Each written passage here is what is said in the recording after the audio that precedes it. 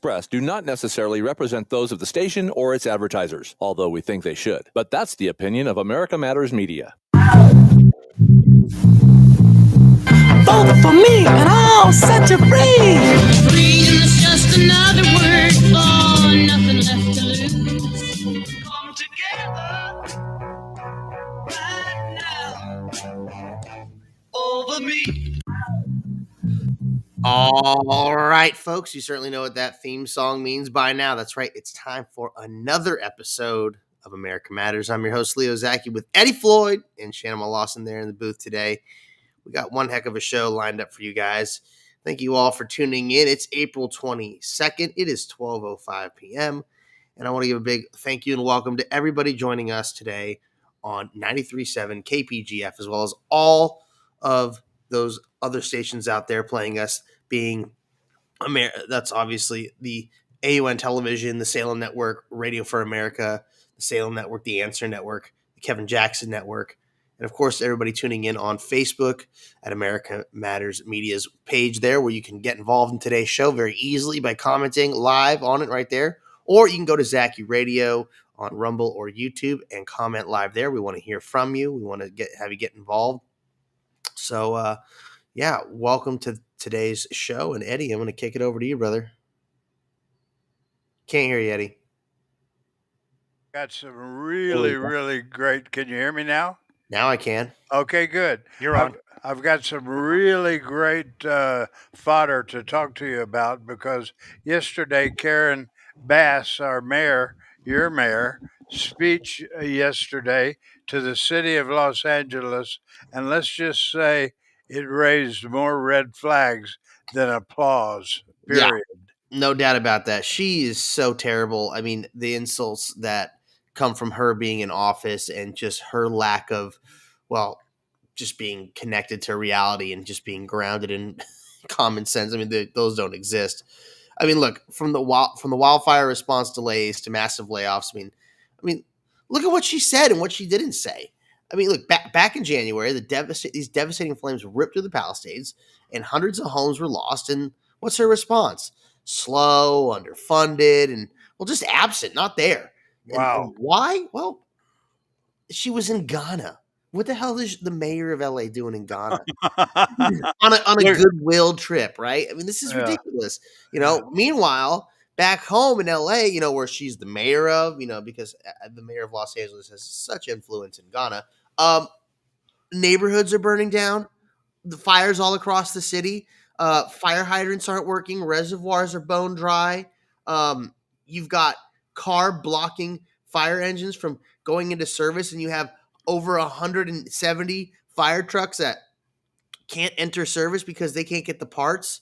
I mean, it's just one lapse of preparation after the next. Right. And even think about it. I mean, they cut the department's budget by $17.6 million. Whoa. Yeah. The same department that would later be blamed for acting not quickly enough. No duh.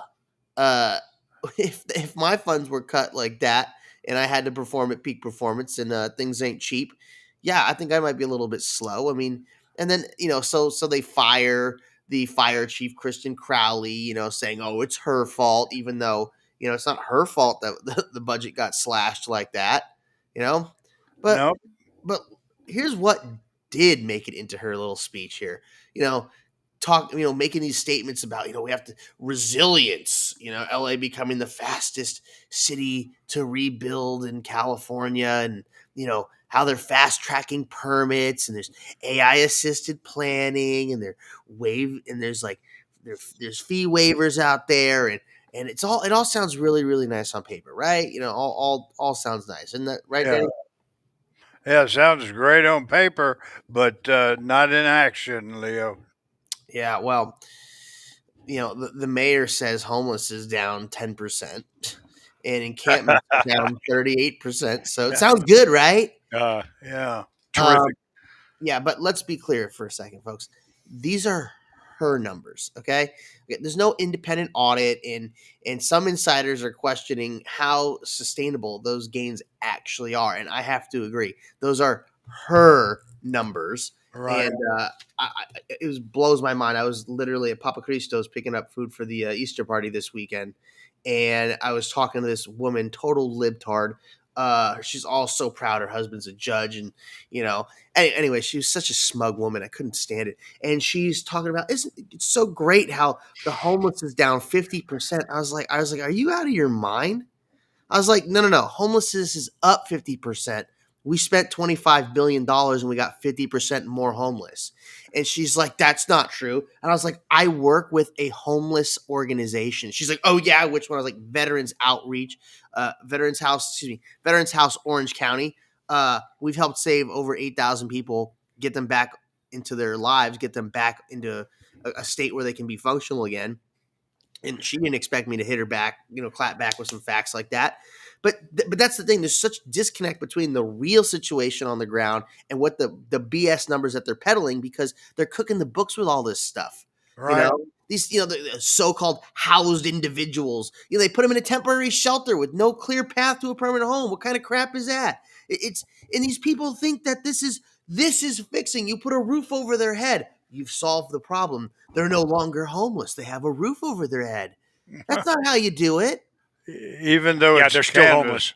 even though it's canvas roof, I mean, it's just so sad, Leo. But that's not how you fix it. You have to give people opportunity. These people have mental illness. They have a drug habit. Maybe they don't have a job skill. They need all these things to get back on track. Amen. So, anyways, so now LAPD is losing over 400 civilian staffers under Karen Bass's new budget. So that means like clerks and analysis and support personnel. The people that keep the whole system running. They're slashing that because guess what? City's got $1 billion budget deficit. So, really, really handling things well there, Mayor Bass. And she also unveiled a almost $14 billion budget, 13.95, 50 grand short of, Wow. What a savings. Freaking, is it 50 grand? No, 500 grand, whatever. As she's calling for 1,647 layoffs, Wow. of over 1,500 city workers, but hey, if Elon Musk did it, God. Right. If Elon Musk does it, he's a Nazi. Karen Bass does it. She's a financial wizard. A hero. And right. So her reasoning is, the salaries are rising. Well, who voted for that? Democrats. Skyrocketing liability payouts. Oh, well, geez, it's a shame you don't have an insurance company that's willing to step in, but whose fault is that? Democrats. And the lower tax revenue. Oh, you mean you're driving people out of the state because of the two previous things I mentioned, plus all the other crap you're doing? Whose fault is that? Democrats. So, here's the question. Why are we addressing this now? Why wasn't this predicted and planned and prevented for? Well, obviously because they don't know what they're doing. Right. These people are so horrible at what they do. So the city's now asking for $2 billion more to bail them out. Just keep throwing gas on the fire because they're going to mess this one up because they got to plan for the Olympics and get ready for that and all the international travel. Oh, it's such an important thing for us to do. Anyways, it's a mess. It's a mess. There's a little bit more to talk about this. We got to take our first break here on America Matters. I'm Leo Zacky with Eddie Floyd. We'll be right back. At A Proper Fit Footwear in the Reno Town Mall, we've been accomplishing happy feet for over 30 years. We offer a various range of shoe styles and sizes for both men and women. From all-season shoes and orthotics to work boots and safety shoes, our professional and reliable staff possesses the knowledge to help you find the proper shoes to fit your needs. Hard to fit?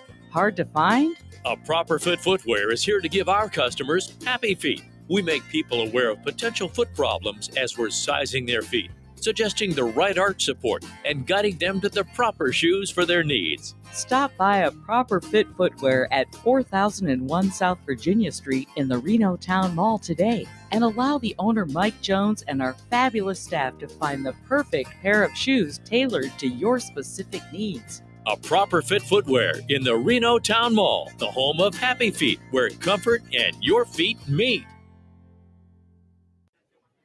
Ugh, I'm so over this. I diet, I work out, and the scale won't budge. I hear you. Nothing's more discouraging than doing all that work and seeing no result. I just don't get it. I'm eating healthy, hitting the gym. What's your secret? Honestly, I was in the same boat until I found Active Life Integrated Health. Wait, what's different about them? It's a natural weight loss approach. Dr. Tom and his team help with appetite suppression, energy boosts, hormone balancing, and the FM diet. It's not about starving yourself or exhausting workouts. It's about resetting your body to burn fat the right way. I'm Dr. Waldorf, chiropractic physician at Active Life Integrated Health, where our natural approach helps you lose weight safely and effectively without extreme dieting or chemicals. Call 775-842-0065 today to schedule your complimentary consultation. Also, the first 25 callers who mention promo code Health Matters will receive 10% off of your treatment program. So call 775-842-0065 to boost your energy and start losing weight today. Want to expand your advertising dollar? Sponsor this or any America Matters program by calling 775-827-8900, extension 2. Now back to the show. All right, folks, we're back with America Matters. I'm Leo Zacky with Eddie Floyd, Shannon Lawson, and look, we've been talking about just the incompetence here in L.A. and Mayor Bass's most recent speech. And, well, I wanted to mention, why, they're always blaming, they're kicking the can, they blame everybody else. And I just wanted to kind of tear apart what they've been doing and what they've been saying. So before we went to break, I was asking, why are we now just addressing this? And why wasn't any of this predicted or planned for or prevented? And, well, the people that are really upset by this are, guess what? Democrats, union leaders, the folks that traditionally vote Democrat because, somehow they're the party of the blue collar worker, not anymore. So anyways, this guy, David Green of SEIU, the local 721 there, put it bluntly. We're not going to let bureaucrats balance the budget on the backs of working people. Good. You know why? Because they're finally starting to wake up and realize that, guess what? The Democrats don't care about the working class folks. They don't, and they haven't. So now the cities, like I mentioned before, they're getting a $2 billion bailout, pouring gas on the fire because they need to have more money to get ready for the Olympics. And guess what? One department's going to get a lot more money. And after the wildfires, the fire department will now see a 13% funding increase. So, it's always, again, this goes back to my point when I make about how our government is reactionary and not proactive. Okay. They cut the budget, then the fires come and everything gets messed up. And then they're like, oh, maybe we should put more money into it. So it's always after the fact, right? This is like their damage control in a way. But look, don't forget, Karen Bass is the one who slashed the budget in the first place. So here's what we're left with. A city trying to patch $1 billion hole with pink slips and political spin and selective prioritization. And Mayor Bass says that these are necessary steps, that tough times call for tough measures. Well, if that's true, Angelinos like myself have every right to ask whose priorities are being protected and whose are being sacrificed, because it certainly seems like they're protecting their own butts and they're sacrificing ours. But that's the failure of these incompetent leaders. That's why the time for change is here. That's why we're going to do away with the failures. That's why we need good people to step up and run for office all across this country at every level. I'm talking to you out there. Yeah, that's right, you listening right now. Yes, I'm talking to you. If you think you can do a better job than your current elected leaders, guess what? You probably can. You don't need to be a politician to be a politician. You just got to be a citizen with some common sense and a little bit of, testicular fortitude to get through all the nonsense. Please run for office. We need you. Just like California needs me. If you want to learn more about me and what I plan to do for California, go to leozacky.com. I'd love to earn your support, your vote, and let other people know that there's somebody here to save the state. So anyways, moving on, I want to talk a little bit more about LA because that's where I'm from. And this one has to do, well, with my neck of the woods, Eddie. I can't hear Eddie. Please keep his mic on. Okay. Would that be another bottleneck, Leo? Yes. I totally missed you. You were cut off. Okay, I'm sorry.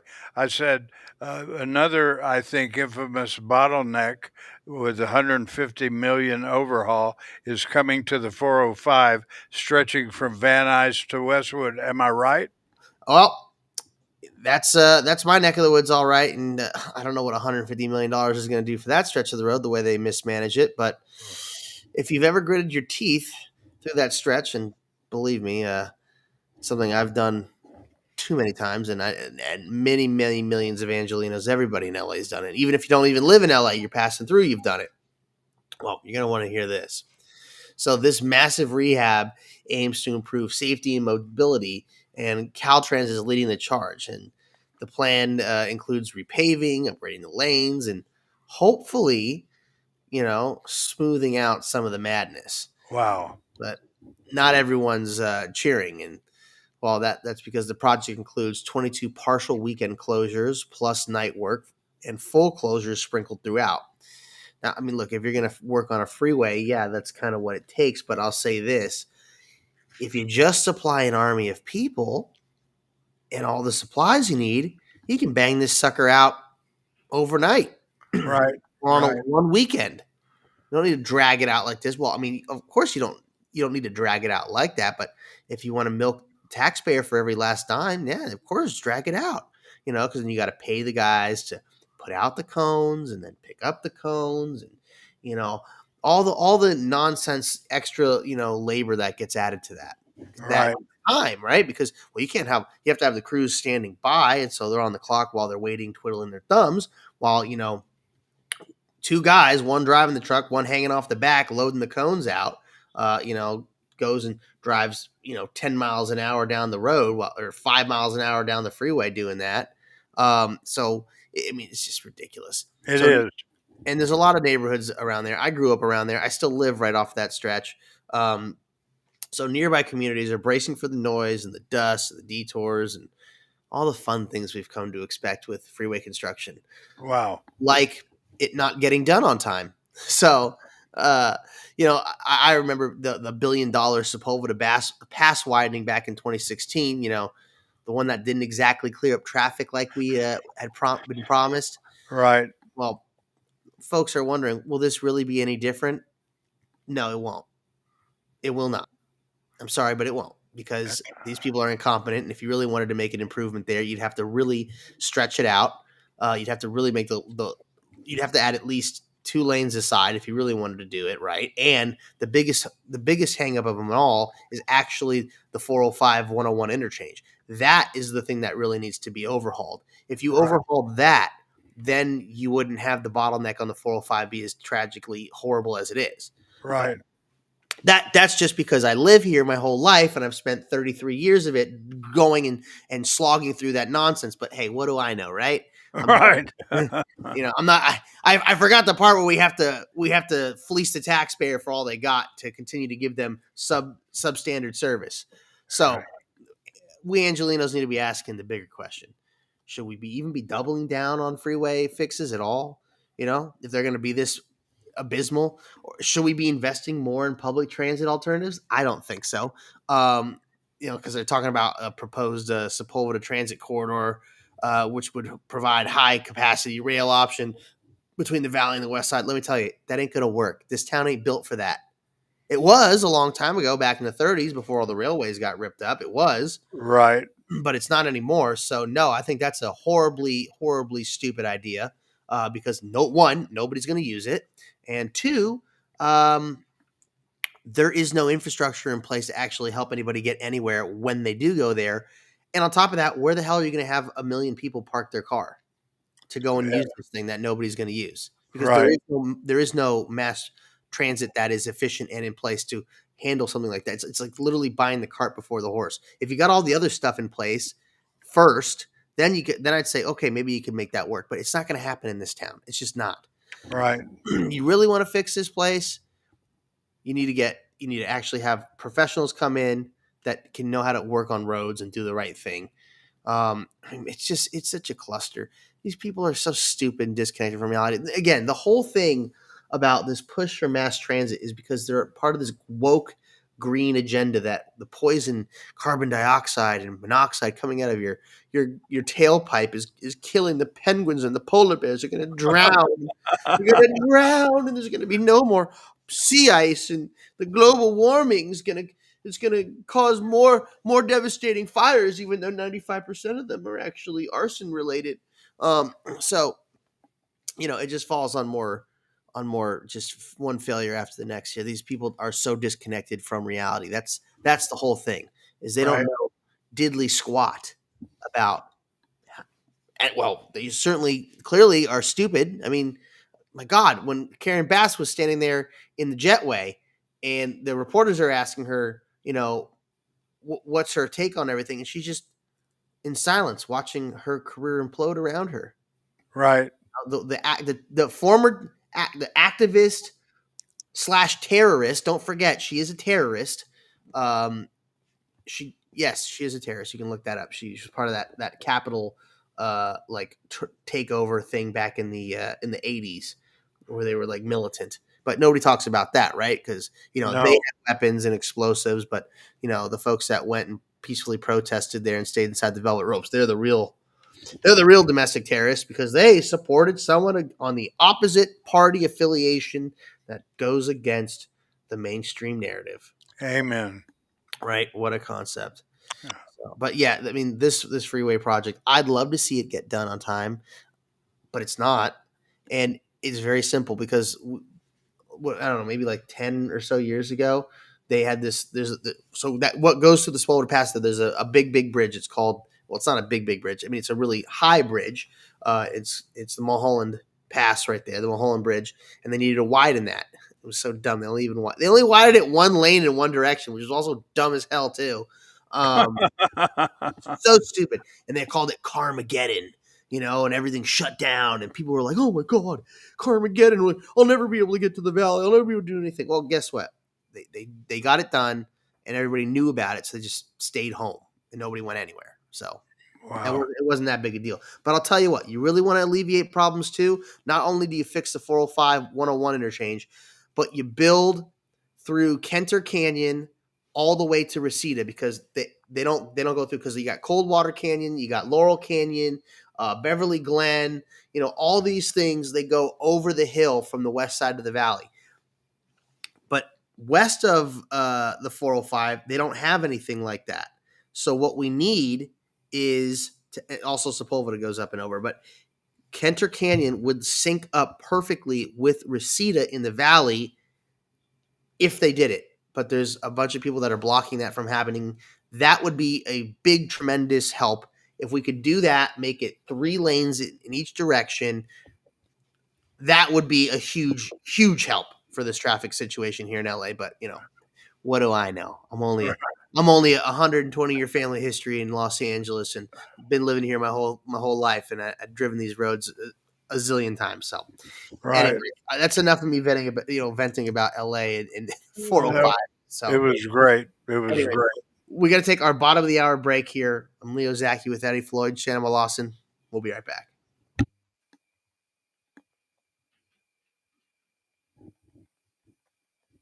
I'm Andrew Saul, Commissioner of Social Security. I'm here to warn you about telephone scammers pretending to be government employees. Some of these scammers may say threatening things like you will be arrested if you don't make payments or provide personal information. Do not fall for these tricks. These calls are not from us. Real Social Security employees will never threaten you for information or money. If you receive a call like this, hang up. Never give the caller your personal information, like your Social Security number or bank account, or send money in any form, cash, gift cards, wire transfers, or prepaid debit cards. Report the call to our law enforcement arm, the Office of the Inspector General, at oig.ssa.gov. Share this information with your friends and family. Adopt US Kids presents What to Expect When You're Expecting a Teenager. Learning the lingo. Today I'm going to help parents translate teen slang. Now, when a teen says something is on fleek, it's exactly like saying, that's rad. It simply means that something is awesome or cool. Another one is totes. It's exactly like saying, totally, just shorter. As in, I totes love going to the mall with Becca. Another word you might hear is jelly. Jelly is a shorter, better way to say jealous. As in, Chloe, I am like so jelly of your unicorn phone case. You don't have to speak teen to be a perfect parent. Thousands of teens in foster care will think you're, rad, just the same. To learn more, visit adoptuskids.org. A public service announcement brought to you by the U.S. Department of Health and Human Services, Adopt U.S. Kids, and the Ad Council. Unable to listen to the whole show? A recording of today's program will be available later today. Visit americamatters.us and click on the podcast link. Now back to the show. All right, folks, we're back with America Matters and Leo Zacky with Eddie Floyd and Shannon Lawson. And we've been talking a little bit about LA, but we're going to move on now and talk a little bit about what's going on up north in NorCal, Eddie. Okay. If you don't mind, we'll go to Tesla's recent stock performance, Leo. Do you want to go? No, I was thinking more about what's going on with the fire lines in Berkeley. Oh, good. Thank you very much. Okay. Take it away, Leo. Well, in Berkeley, known for its very progressive ideals and quote-unquote top-tier university, which I would argue is not, has some of the strictest wildfire prevention laws in the state. And it's called the EMBER Initiative for short. Effective Mitigations for Berkeley's Ember Resilience. I love how they use the word Ember inside of it as well. Right. Because, it was more important to have the acronym sound catchy than actually mean anything. So this proposed law would require homeowners in fire-prone areas to clear all the flammable material within 5 feet of their homes because, 5 feet as opposed to 15 feet makes all the difference, right? They can't have wood fences, they can't have dry plants, no mulch, and they can't even have certain outdoor furniture. Well, you know what? You might as well just tell them they can't have anything because everything is pretty much flammable. They should just live in a concrete cell with padded walls because that's what it feels like if you're living with that level of insanity. So what's the goal? Stop wildfires before they reach our doorsteps? Well, for many Berkeley residents, that reality is a lot more complicated and a lot more costly. The city estimates homeowners will need to spend nearly $3,000 per property to meet the new standards. So on top of your property tax that you're getting fleeced for by the government and the 14.9% you're paying to the state, on top of the 35% you're paying to federal income tax, you need to shovel out another $3,000 of your devalued currency to meet these new standards. And look, most Americans don't even have $5,000 saved up. So for older residents, single income households, this is not easy. There goes your vacation. There goes your Christmas bonus. Whoop-de-doo. Thanks a lot, Berkeley. Couldn't find a better approach. Well, they think that they want to put the burden on homeowners because home ownership is a sin and private property is a sin because it should be for the community and everything should be socialized because that's what these wackadoodles think. So they ignore the larger public risks like, overhead power lines or unmanaged land nearby. And I don't know, Tilden Park go unaddressed, the places where the fire is actually going to start and spread and get the fuel, ignore that crap, right? It's those damn homeowners. So, residents say that this policy could strip homes of greenery and character. And I agree. It certainly will. And removing the vegetation it's not just a design issue. It could also disrupt local habitats and create heat islands where shade once kept things cool. Wow. What a concept. Wow. Yeah, exactly. This is what I mean. These people are so disconnected from reality because they think their food just magically appears on a shelf wrapped in cellophane in a supermarket because they don't know how the hell anything works. So then there's the question of equity. Oh, I hate that word. The Ember Ordinance would start with 900 homes in the fire-prone hills with generally higher income neighborhoods because tax the rich, baby. Eat the rich. Right. Again, Berkeley, woke, mind virus. So what happens when it expands citywide?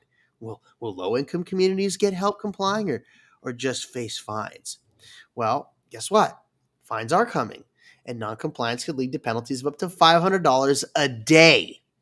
A day. Whoa, a day. after a 60-day warning period, do it or we're going to fine you. And imagine getting hit with that when you're just trying to save up for a new sliding door or roof repair. What kind of crap is that? It's unbelievable. This is what happens when you live your life in a socialized system, because these professors, don't forget, they live on campus, they get paid, they get their housing taken care of, they get their food taken care of, they get to sell a bogus book every year, the edition volume number 25, because they've been tenured for a million years teaching gender studies and women's equality rights, or whatever. And they've spent their whole life in academia, so they're really in touch with reality. So Right. how these brainless concepts come to work, because there's no practicality involved, because they have no practice, they have no experience. So, anyways, I digress. We got to move on to the next topic here. Okay, well, I am going to now go to, Tesla and their recent stock performance, Leo, if you don't mind. Sure. Well, since January 17th, Tesla stock has declined by about 43% for Wow. and that's for a company of of that size and stature. Those are significant drops, and those signals are, well, they're more than just temporary market corrections. It appears and suggests that there's deeper concerns around strategy, leadership, and consumer sentiment. Amen. What's driving this loss of investor confidence in Tesla? Well, according to Ives, the Tesla risks are 15 to 20%, a permanent decline in demand due to reputational damage, and which is obviously because all the libtards that were once praising Elon Musk are now hating him and calling him a Nazi because he teamed up with DJT. I also think it has to do with the fact that there are 100% flaws in the whole concept of Tesla. Just so you know, they lose money on every car they manufacture. They literally make their money by selling offsetting carbon credits, which is a 100% fugazi. But this is how they make their money. It's a fugazi thing. Wow. I've never been a fan of Tesla. I've never been a fan of Elon Musk. And it's regardless. It's just I don't like people who sell fugazi. Not a fan. So, but there's more to it. Tesla's identity has been built around innovation and sustainability, and forward-thinking design, which I think is hideous and disgusting, and I don't think they do a good job with that. But that's my personal opinion. And obviously, like I said, brand perception shifts because the consumers have their views. And then Tesla's Q1 numbers missed expectations. They were down 13% year over year, and this only amplifies concerns around execution and market positioning. And there's also competitors that are all in the market. Companies like Lucid out there, and Rivian, other electric car companies out there that are gaining a little bit more traction. Plus, all the big manufacturers have some EV option. So they're seeing competition that might that's actually comparable, I think.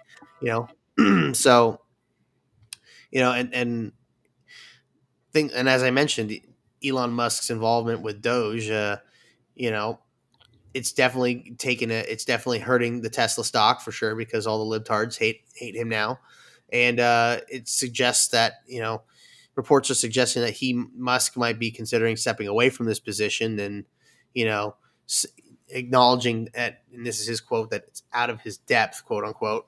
Then you also have the treasurers from 7 U.S. states formally expressing concerns regarding Musk's divided focus, and so there's a lot of things, but obviously I think what's really happening is that the mainstream is trying to poke holes in Tesla and Elon Musk and basically give him a slap for working with evil Donald Trump and now showing his true Nazi colors. Yeah. Right?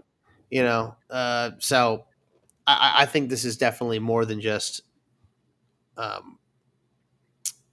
the numbers here. There's a lot of malice that's being pushed on Tesla, and obviously with all the vandalism and the protests, where you have all these people that are burning the cars and the lots because they're all the environmentally friendly people are doing such a great job by releasing all those toxic chemicals into the air, because environmentalism, right? Right. So what's really going to be the litmus test here is the upcoming earnings report. So not only for financial performance, but also for leadership strategy and investor sentiment. So, should Musk choose to re-enter his focus on Tesla, it could help stabilize confidence. But look, haters are going to hate. What can I say? Haters are going to hate, and this is more than just lack of confidence. This is they're allowing their emotions. This is emotional driven investing that's causing the decline here.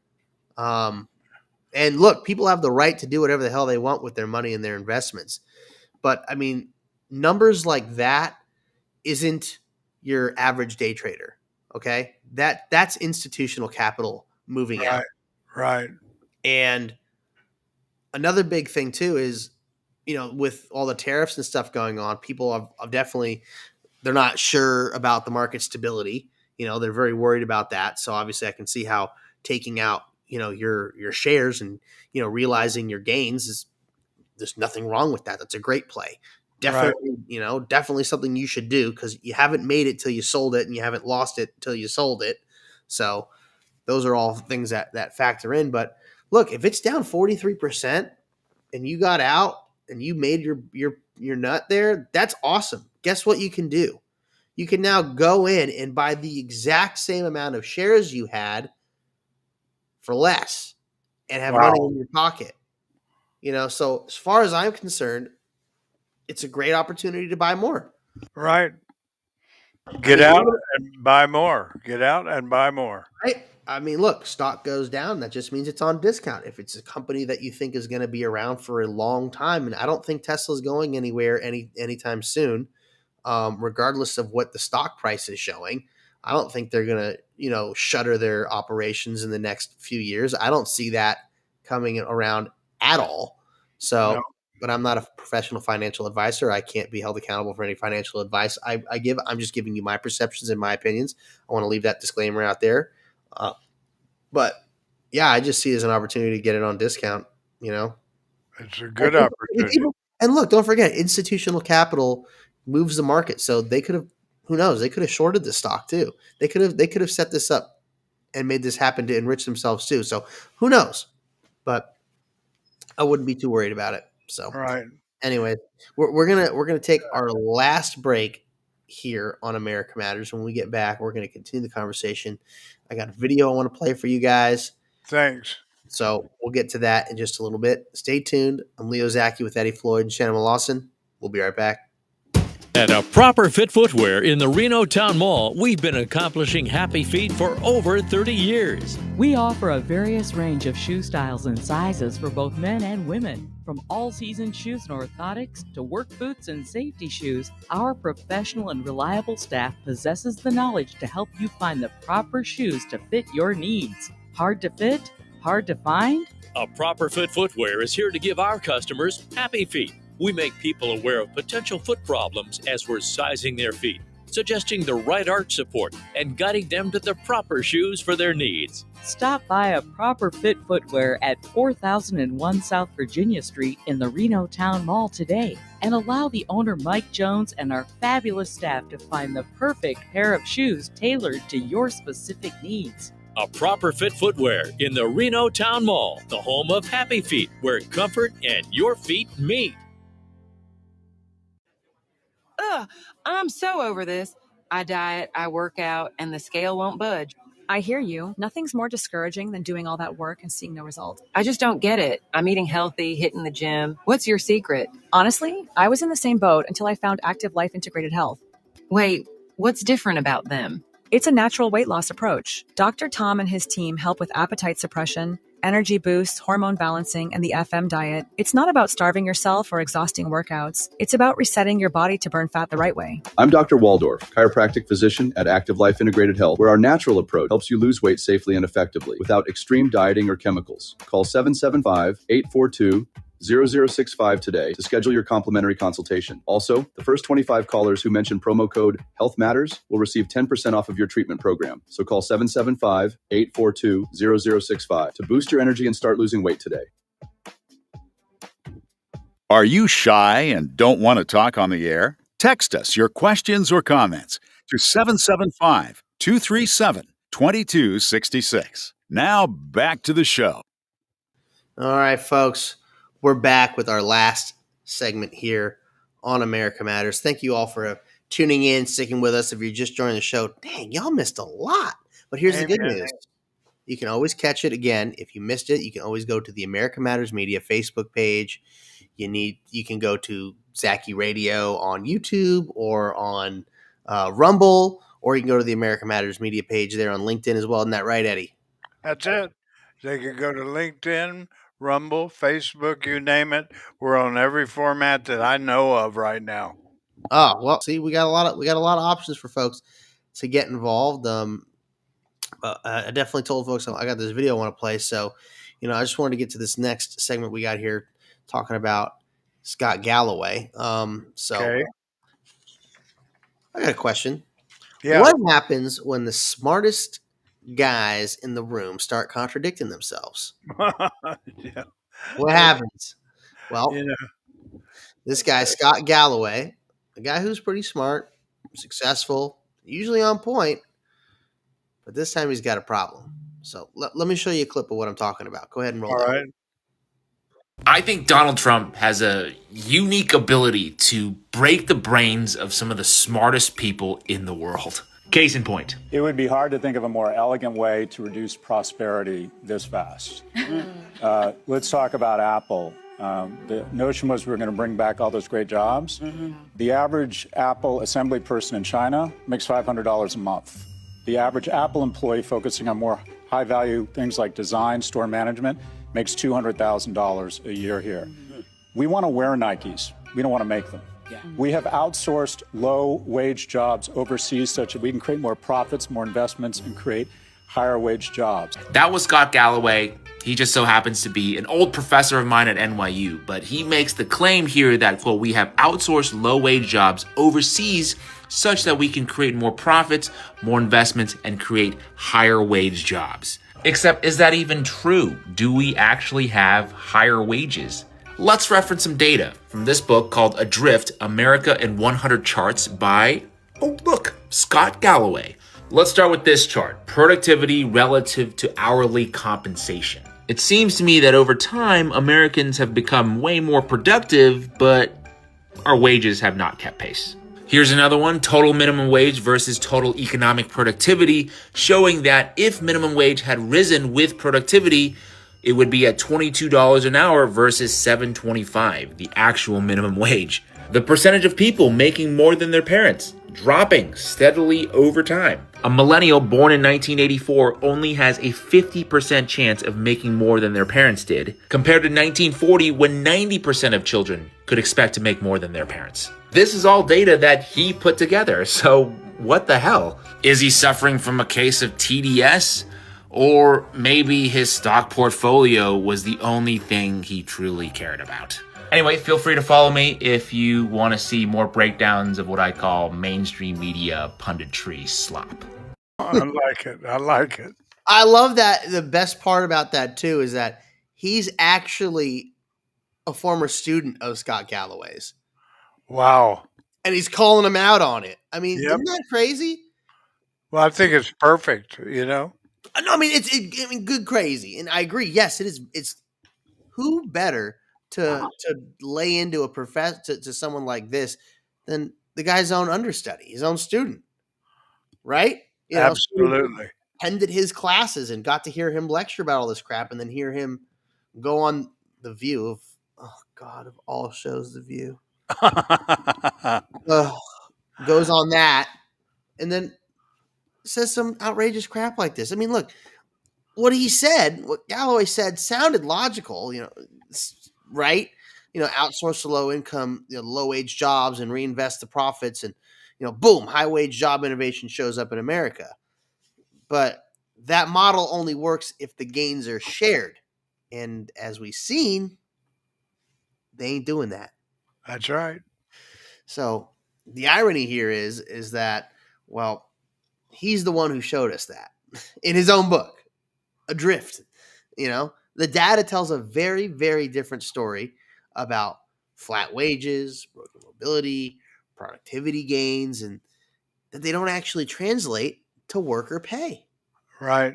So why does someone with access to all this data, someone who clearly knows better, still default to this kind of narrative? Is it Trump derangement syndrome? But Oh, it's not just Galloway, though.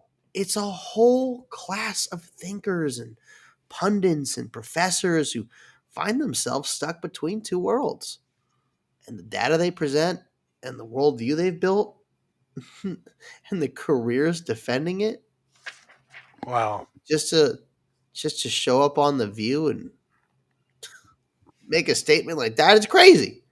Yep. It's so crazy. So, look, I, as a younger generation, Eddie, would fall into that category of, I mean, look, I'd love to make, I mean, I don't know. My grandfather set a really, really high bar for me. I'd love to, and I plan on outdoing it at some point, you know, but it's going to take certainly my lifetime to do that. But, you know, for the average American, you know, wanting to be able to earn more than their parents, you know, and I mean, let alone own a freaking home, you know, it's so out of reach for so many of us. Oh, yeah. Yeah, right now it's out of reach for anybody who wants to live even close to your neighborhood in Los Angeles, California, Leo. Oh yeah, I mean, look, I'm very lucky. Don't get me wrong. You know, I've also busted my hump too, but but you know, me busting my hump hasn't translated in the way that my grandfather and his father busted their humps to get us to where we got to be. And Amen. but look, the fact of the matter still stands is that we still need to be a country that produces things. We still need to have manufacturing here. Outsourcing that, offshoring it overseas, that's not helping the American people. You want to bring the cost of goods down, produce them here, get the resources from here. Obviously, the things that we can't, we have to import, but that's okay.